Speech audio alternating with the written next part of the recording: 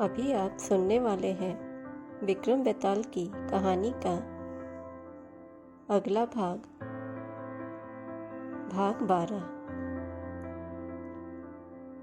बेताल के द्वारा विक्रमादित्य को सुनाई गई कहानियाँ बच्चे और बूढ़े सभी उत्सुकता के साथ सुनते हैं। बेताल के द्वारा सुनाई गई सभी कहानियाँ बहुत ज्ञानवर्धक होती हैं, जो बच्चों को जरूर सुननी चाहिए। तो आइए शुरू करते हैं विक्रम और बेताल की कहानी। कहानी का शीर्षक है आखिर मंत्री क्यों मरा। एक समय सीतापुर नामक राज्य में यश नाम का राजा शासन करता था। उनका मंत्री रंजीत बड़ा ही समझदार, कर्मठ और चतुर था, लेकिन राजा भोग विलासिता के कारण राज्य का सारा उत्तरदायित्व मंत्री पर डालकर भोग विलास में पड़ा रहता था। एक दिन राजा के दरबार में एक चित्रकार आया, जिसने एक से बढ़कर एक सुंदर चित्र राजा को दिखाए। राजा उन चित्रों को देखकर उन पर मोहित हो गया। राजा ने चित्रकार को प्रसन्न होकर स्वर्ण से तौल दिया। सभी दरबारी राजा की पारखी नज़र की जय जयकार करने लगे, लेकिन उनका मंत्री बहुत ही दुखी हुआ। राजा के भोग विलासिता और दानशीलता के कारण राजकोष में धीरे धीरे धन की कमी होने लगी थी। उसका राजकोष धीरे धीरे खाली होने लगा था। प्रजा राजा से निराश होने लगी थी। जब मंत्री ने देखा कि राजा के साथ साथ उसकी भी निंदा होगी, तो मंत्री का मन राजपाट से हट गया और अपने मन की शांति के लिए मंत्री ने तीर्थ यात्रा करने की सोची। राजा से अनुमति लेकर मंत्री तीर्थ यात्रा करने चला गया। एक दिन रणजीत घूमते घूमते समुद्र के किनारे जा पहुंचा और रात्रि में वहीं ठहर गया। आधी रात के समय उसने देखा समुद्र से एक सुंदर वृक्ष निकल रहा है, जिसकी अद्भुत रोशनी चारों तरफ फैली हुई है। पेड़ पर हीरे मोती लगे हुए हैं और मोटी मोटी शाखाओं पर रत्नों से जड़ा एक पलंग बिछा हुआ है, जिस पर एक रूपवती कन्या बैठी हुई बीड़ा बजा रही थी। इस दिव्य चमत्कार को देखकर मंत्री का कोई ठिकाना न रहा। कुछ समय पश्चात वह पेड़ और रूपवती कन्या दोनों ही गायब हो गए। यह सब नज़ारा देखकर मंत्री चकित हो गया। मंत्री अपने नगर वापस लौटा और राजा को सारा हाल बताया।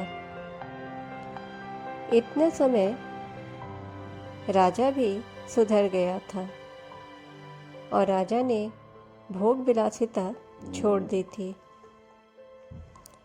मंत्री की सारी बातें सुनकर राजा का मन उस सुंदर कन्या को प्राप्त करने के लिए बेचैन हो उठा। राजा ने वापस से मंत्री को सारा उत्तरदायित्व सौंपकर खुद तपस्वी का भेष बनाकर समुद्र के किनारे जा पहुंचा।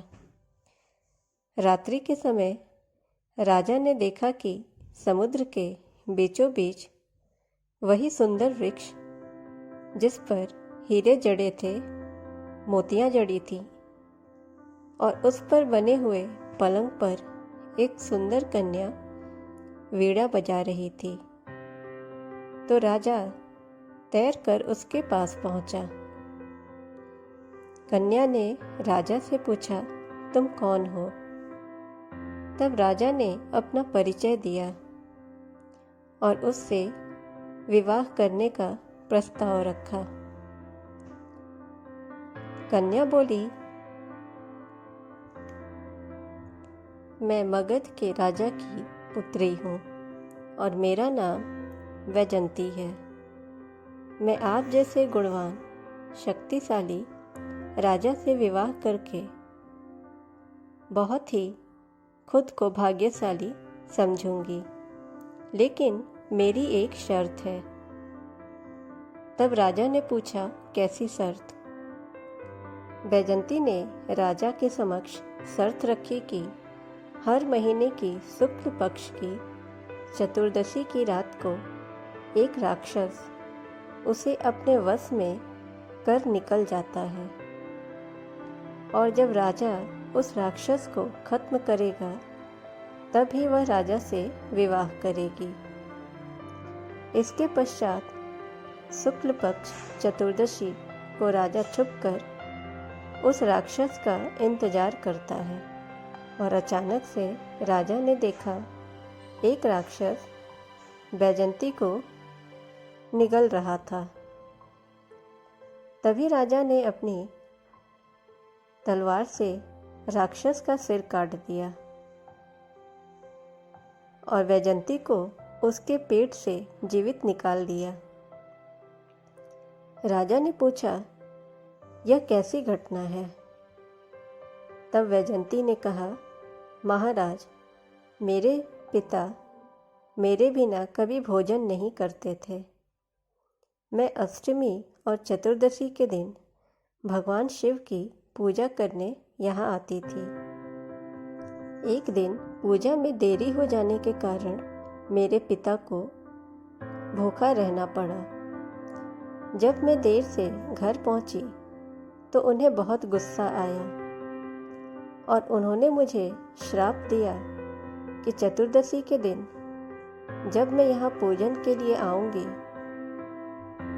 तो एक राक्षस मुझे निगल जाएगा और मैं उसका पेट चीरकर बाहर निकलूँगी।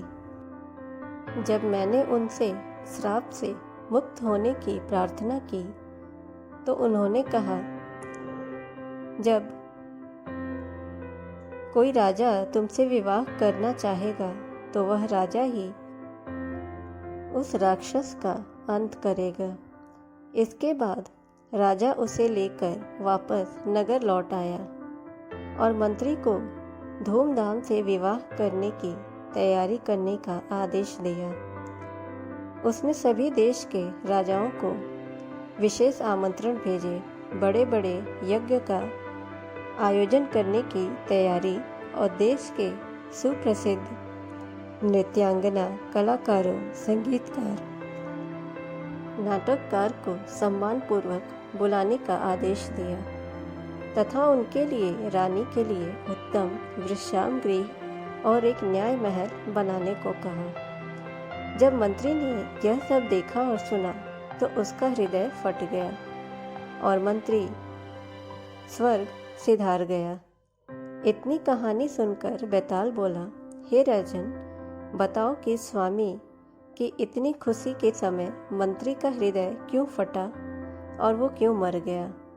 राजा विक्रम ने कहा, मंत्री का हृदय इसलिए फटा क्योंकि उसने सोचा कि राजा वापस से स्त्री के चक्कर में पड़ गए और भोग विलासिता के कारण राज्य की फिर से दुर्दशा होगी।